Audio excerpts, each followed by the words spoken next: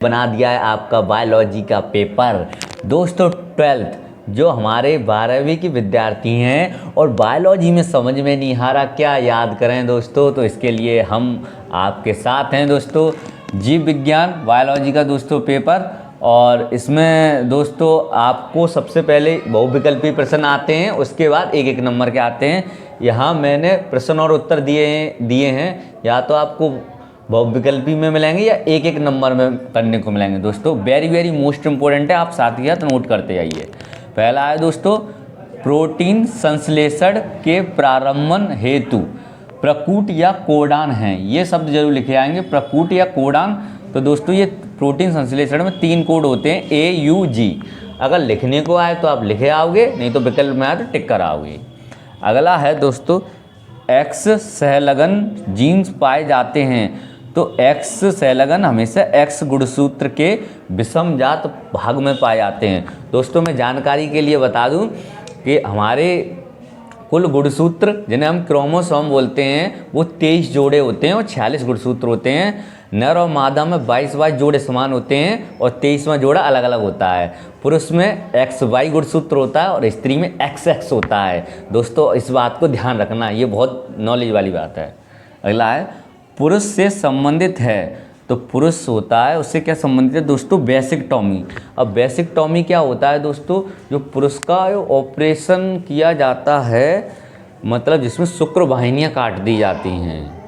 जो परिवार नियोजन के लिए क्या, ऐसे भी पेपर में पूछा है, बेसिकटॉमी में क्या किया जाता है। बेसिकटॉमी में पुरुष की नसबंदी की जाती है, इससे हम पुरुष की जो शुक्र वाहिनियाँ होती हैं उनको काट देते हैं दोस्तों। अगला है हमारा, एंडोजन्स स्त्रावित होते हैं। एंडोजन कहाँ से स्त्रावित होते हैं दोस्तों, तो है लीडिंग कोशिकाओं द्वारा। कहाँ से स्त्रावित होते हैं, लीडिंग कोशिकाओं द्वारा।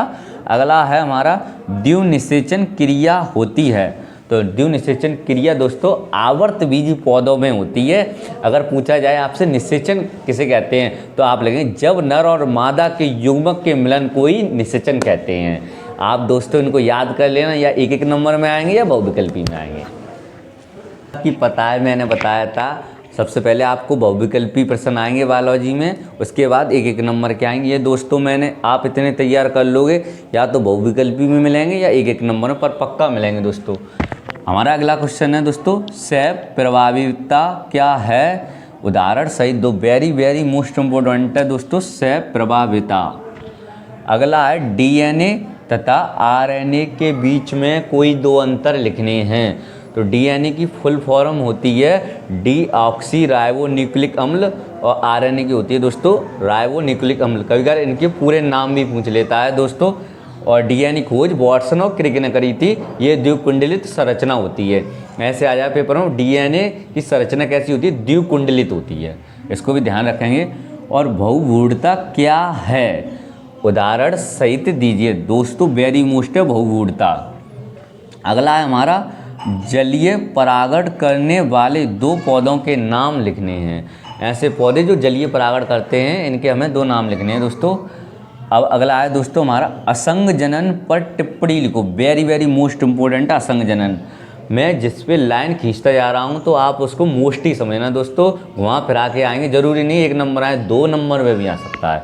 तो असंग जनन पर टिप्पणी लिखो दोस्तों, ये है। अगला है हमारा, मंगोलियाई जड़ता क्या है, इसे किसने खोजा था। जो मंगोलियाई जड़ता होती है वो क्या होती है और इसकी खोज किसने की, ये आपको बताना है दोस्तों। और हमें ऐसा, अगला क्वेश्चन है, 2 आवासीय फलों के नाम लिखने हैं। या ऐसे भी आ सकता है पेपर में, सेब को आवासीय फल क्यों कहते हैं। और 2 आवासीय फलों के नाम लिखने हैं, आप लिख के आया ना। बहुविकल्पी में भी आ सकता है, वैसे भी आ सकता है। निकोटिन क्या है और ये किस पौधे में पाई जाती है। दोस्तों ये निकोटिन होती है, तम्बाकू होती है, उसमें पाई जाती है। आप याद कर लेना, वेरी मोस्ट है। अगला है, अमीबा तथा एस्केरिस्ता रोग का संचरण कैसे होता है। मतलब अमीबा और एस्केरिस्ता रोग किसके द्वारा फैलता है, आपको वायरस का नाम लिखना है दोस्तों। ये मैंने आपको बहुविकल्पी एक नंबर के पूरे करा दिए हैं दोस्तों। इसी बात पे सब्सक्राइब लाइक बटन को ठोक दो। और दोस्तों आप इनको नोट कर लेना।